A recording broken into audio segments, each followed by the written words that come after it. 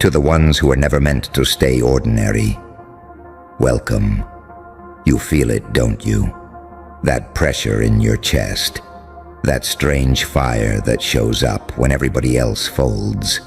That thing in you that refuses to die, even when life gets ugly, even when your mind gets loud, even when the room goes cold and nobody believes in what you're becoming. That wasn't taught. That wasn't packaged. That wasn't handed to you in a neat little lesson by some polished voice with a microphone and a fake smile. That wasn't a motivational quote. That wasn't some cute little self-help routine you copied for 3 days and forgot by the weekend. No. You weren't trained. You were anointed by something undefeated. Let that hit you properly. Because your whole life, people have been trying to explain you with small words. Discipline, mindset, consistency, work ethic, habits, focus. And don't get it twisted, those things matter. Of course they matter. You need discipline. You need focus. You need standards. You need to lock in when everybody else is playing around. But those words still don't fully explain you. They don't explain why you kept getting back up when it would have been way easier to stay down. They don't explain why rejection didn't kill you, why betrayal didn't erase you, why humiliation didn't finish you, why loss didn't bury you. Most people get hit by life and become a warning. You got hit by life and became a weapon. That's different. That's not normal. That's not some average little comeback story people clap for and forget in 2 days. That is something deeper, something older, something dangerous, something sacred in a dark, brutal kind of way. Because some people are educated by comfort. You are initiated by pain. Some people learned through applause. You learned through abandonment, through silence, through being overlooked, through sitting in rooms where nobody saw your value, through trying your hardest and still getting played, through giving love and getting lies back, through being doubted by people who didn't even have the courage to do half of what you do. And every single one of those moments was doing something to you, not destroying you, not ending you, not disqualifying you, consecrating you. Yeah, that's the word they won't use. That's the word weak people don't understand. Consecrating you. Because there are certain people who don't become powerful through easy wins.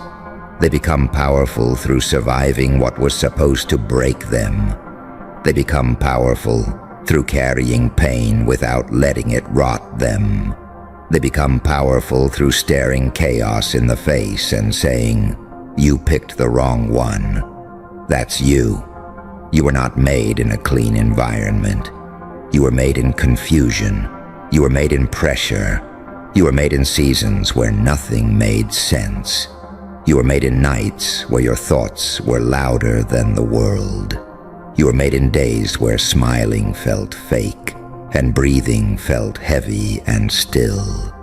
Still, you kept moving, even when it was messy, even when it was ugly, even when it was embarrassing, even when nobody was there to clap, even when you had to drag yourself through the hour, even when your confidence was on life support, even when your heart had bruises on bruises.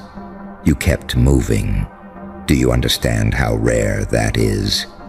A lot of people look confident when life is cooperating. That means nothing.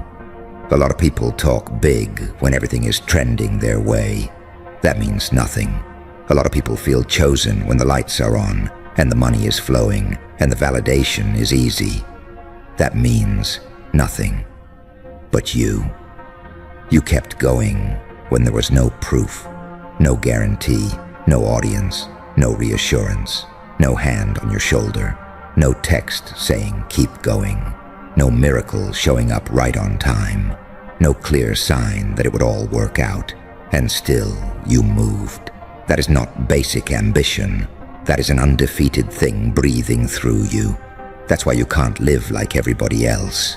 That's why regular advice starts irritating you after a while.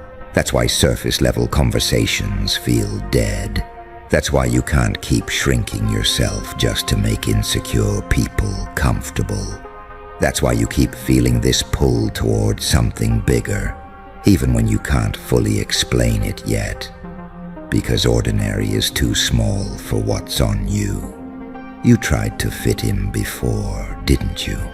Tried to be digestible, tried to be soft enough, tried to be chill enough, tried to act like you didn't care that much, tried to pretend the vision wasn't that serious, tried to downplay your hunger so people wouldn't call you intense.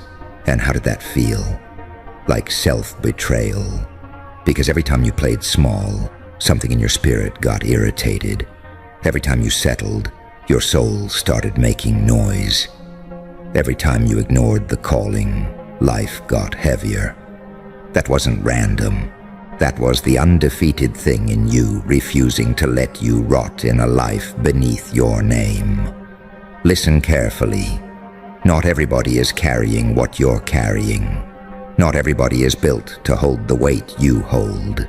Not everybody can survive the mental wars you've survived and still have a heart, still have a dream, still have a future, still have enough fire left to try again. That means something. It means your pain wasn't pointless. It means your delays weren't empty. It means the seasons that made no sense were still making you. It means every closed door had intelligence behind it. It means every betrayal exposed a weak link. It means every setback forced another layer of strength to wake up. And I know some of those lessons cost too much. Some of them hurt in a way you can't even explain without going quiet for a second. Some of them changed the way you trust, changed the way you love, changed the way you enter rooms, changed the way you see people, changed the way you carry your own name. But hear this clearly. Just because it wounded you doesn't mean it won. Just because it changed you doesn't mean it conquered you. Just because it left a mark doesn't mean it took your future. Scars are not always proof of damage. Sometimes they are signatures. Sometimes they are evidence that hell itself took a shot and still couldn't finish the job. That's why your life feels heavier than the average person's. Because average people are not being prepared for uncommon impact. Average people are not being sharpened for real authority. Average people are not being separated from weakness by force. You are, and separation is painful. Let's be real. Becoming who you're meant to be is not some aesthetic montage. It's not cute. It's not smooth. It's not always inspiring while you're in it. Sometimes becoming looks like losing people you thought would be with you forever. Sometimes becoming looks like being misunderstood by your own circle. Sometimes becoming looks like outgrowing rooms you prayed to enter. Sometimes becoming looks like being called arrogant just because you finally stopped apologizing for your standards. Sometimes becoming looks like silence, like solitude, like confusion, like restraint, like taking hits without immediately explaining yourself, like building in private while people assume you fell off. That part right there, that's where most people panic, because they need visible proof every 5 minutes. They need constant reassurance. They need immediate rewards. They need to feel like success is nearby, or they start spiraling. But you are being taught a darker strength, a more dangerous kind of patience, the kind that doesn't need daily applause, the kind that keeps stacking brick after brick in the dark, the kind that can be doubted for a year, ignored for 2, laughed at for 3, and still rise with something terrifyingly undeniable. That's the energy on you. You are not built for quick validation. You are built for irreversible impact. There is a difference. Quick validation is cheap. Irreversible impact costs blood. It costs ego. It costs comfort. It costs your old identity. It costs the version of you that wanted everybody to understand. It costs your addiction to being liked. It costs your fear of being judged. It costs your attachment to people who only loved the watered-down version of you. And I know that cost hurts, because sometimes you miss the simpler version of yourself. The more naive you, the more trusting you, the less guarded you. The version of you that still thought effort alone would make people do right by you. The version of you that thought loyalty would always be returned. The version of you that thought talent would automatically be respected. Life corrected that, ruthlessly. But maybe it had to, because the mission on your life required more than innocence. It required sight. It required discernment. It required steel in your spine. It required a certain coldness toward nonsense. It required the ability to read energy, to stop chasing what doesn't choose you, to stop begging for space in places that never deserved your presence, to stop explaining your value to people committed to misunderstanding you. That lesson alone changes everything.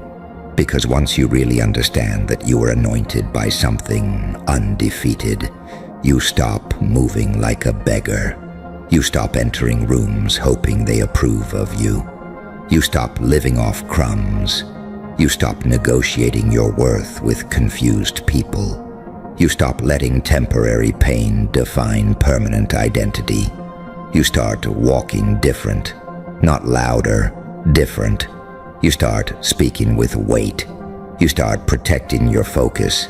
You start cutting distractions faster. You start saying no without performing guilt. You start respecting your own energy. You start realizing that not everybody deserves access to your heart, your time, your plans, or your softness. And some people will hate that. Let them. Weak people always get uncomfortable when someone starts remembering who they are. They liked you unsure.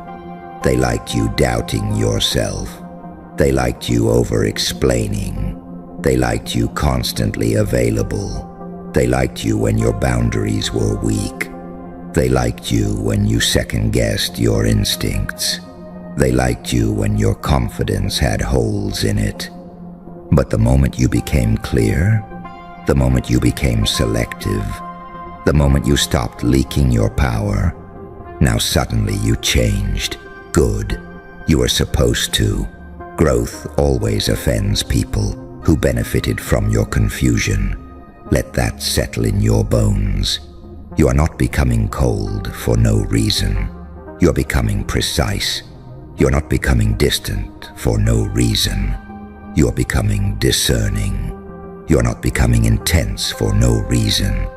You are becoming aligned. And alignment scares people who live in excuses, because excuses are everywhere now. Everybody has one. Everybody wants the reward without the war. Everybody wants the aesthetic without the sacrifice. Everybody wants the title without the discipline. Everybody wants the glow without surviving the darkness that built it. But you know better. You know what it costs. You know what it feels like to keep showing up when your inner world is in chaos. You know what it feels like to work while healing, to build while grieving, to focus while your thoughts are trying to sabotage you, to keep your word when your emotions are unstable, to carry responsibility when part of you is exhausted. That kind of strength doesn't come from reading one book or watching one video. That comes from being marked by something relentless. That comes from carrying an undefeated signature. And let's talk about the fear for a second. Because yeah, you feel fear. Of course you do. Anybody pretending they don't is either lying or asleep. You feel fear when the risk is real. You feel fear when the stakes are high. You feel fear when the next level is calling, and the old version of you knows it can't come with you. You feel fear when you realize you're about to outgrow familiar pain and step into unfamiliar greatness. That kind of fear is real. But here's the difference between you and most people. Most people obey fear. You drag fear behind you. You feel it and move anyway. You shake and still speak. You doubt and still act. You bleed and still build. You break and still become. That right there is why you're dangerous. Not because you never feel pressure, because pressure doesn't get the final say. Do you understand what kind of person that makes you in this world? In a world full of people who quit, the second things get weird. In a world full of people who collapse because they didn't get instant results. In a world full of people who post confidence but can't survive silence. In a world full of people who know how to perform strength but not embody it. You become rare. And rare people have to stop asking common people for permission. You need to hear that again in your spirit. Rare people have to stop asking common people for permission. Permission to go all in. Permission to be serious. Permission to be ambitious. Permission to be different. Permission to say no. Permission to cut ties. Permission to protect your peace. Permission to demand better. Permission to believe your life can become something legendary. You don't need it, because what marked you did not ask the world for approval before it touched you. It just chose you. And ever since then, your life has been a battlefield between your calling and your comfort. Your calling says rise. Comfort says chill. Your calling says build. Comfort says later. Your calling says cut that dead weight. Comfort says maybe they'll change. Your calling says stop shrinking. Comfort says don't make people uncomfortable. Your calling says you were built for more. Comfort says just survive. That war is happening inside you all the time. And every day you choose who wins. Not with one giant speech, not with one dramatic promise, with choices, tiny ones, daily ones, the invisible ones. Do you get up when you said you would? Do you protect your focus or keep feeding distraction? Do you honor the vision or keep cheating on it with excuses? Do you tell yourself the truth or keep babysitting your own weakness? Do you act like someone chosen, or do you keep performing like someone forgotten? Because this matters. Anointing is not an excuse to be lazy. Anointing is not a fantasy. Anointing is not you sitting around waiting for destiny to do push-ups for you. No. If something undefeated really touched your life, then your responsibility gets heavier, not lighter. You don't get to waste your days. You don't get to keep making the same soft decisions. You don't get to keep blaming what hurt you forever. You don't get to keep romanticizing your struggle while avoiding your assignment. At some point, pain stops being your explanation and starts becoming your fuel. At some point, what happened to you has to become less important than what you're doing with it. And I know that's hard to hear, because some of what happened to you was foul, unfair, dirty, cruel, the kind of thing that can change your nervous system, the kind of thing that can make trusting feel dangerous, the kind of thing that can make the world feel off. I'm not minimizing that. I'm saying it doesn't get to own you. You are allowed to hurt. You are allowed to process. You are allowed to grieve. You are allowed to be angry. You are allowed to have days where the weight is real. But you are not allowed to forget who you are in the middle of it. That's the line. Feel everything, but don't bow. Cry if you need to, but don't surrender your name. Take the hit, but don't hand over your future. Go through the fire, but don't start identifying as the ashes. You are not the ashes. You are what kept breathing in the middle of the burn. That is who you are. And let's deal with the loneliness too. Because chosen people know loneliness in a way others don't. Not because nobody is around, because almost nobody understands the weight of what you carry. You can be in a full room and still feel like you're on another frequency. You can be loved and still feel unseen. You can be respected and still feel like people only know the edited version of you. You can be surrounded and still feel spiritually alone. That's real. But don't mistake isolation for abandonment. Sometimes you're alone because you're being refined. Sometimes you're alone because your ear needs to clear. Sometimes you're alone because too many voices would contaminate the build. Sometimes you're alone because your next level can't be born in noise. Not every lonely season is punishment. Some of them are preparation. Some of them are sacred. Some of them are where your edge comes back, where your mind sharpens, where your standards get cleaner, where your dependency on external validation starts dying, where you learn that peace is more valuable than being included, where you realize that a smaller circle with real energy beats a crowded room full of weird vibes, where you stop chasing attention and start building substance. That's not losing, that's maturing. That's power getting organized inside you. And once power gets organized, everything changes. Your words change, your choices change, your tolerance changes, your relationships change, your habits change, your posture changes. Even the way you enter a room changes, because now you're not just hoping things work out. Now you know you carry something that has survived too much to play small.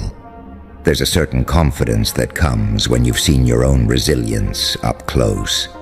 Not fake confidence, not loud confidence, not internet confidence, real confidence. The kind that says, I have already survived versions of pain that would have made lesser spirits disappear. The kind that says, I don't need ideal conditions to become dangerous. The kind that says, I may not know every step yet, but I know I'm not made to lose myself here. That kind of confidence can't be copied. It can't be borrowed. It can't be faked for long. It's earned in private, in suffering, in restraint, in discipline, in spiritual warfare nobody else saw, in battles where the only witness was the version of you that almost gave up but didn't. That version of you deserves respect, not pity. Respect, because they carried you here. The version of you that got rejected, the version of you that got embarrassed, the version of you that got their hearts smashed, the version of you that felt behind, the version of you that was broke, the version of you that doubted everything, the version of you that had to smile through pain, the version of you that kept going with tears in their chest. That version didn't ruin your story. That version built your foundation. So stop speaking about your past like it was just weakness. Your past contains evidence. Evidence that you are harder to kill than your circumstances predicted. Evidence that your mind can recover. Evidence that your heart can heal. Evidence that your vision can outlast confusion. Evidence that your spirit has a bounce-back rate people cannot calculate. That is not something to overlook. That is something to weaponize. Use it. Use the memory of every time you survived. Use the memory of every time they counted you out and you still stood up. Use the memory of every time you thought it was over and somehow found one more ounce of fight. Use the memory of every closed door that forced you to become more creative. Use the memory of every betrayal that taught you sharper discernment. Use the memory of every lonely day that taught you how to stand without applause. Use all of it. Because if you don't turn your pain into power, pain will keep trying to turn your future into fear. And fear is expensive. It will rob years from you. Years. Not minutes. Not moments. Years. Fear will have you overthinking instead of moving, waiting instead of building, explaining instead of executing, hesitating instead of claiming territory that already has your name on it. Enough.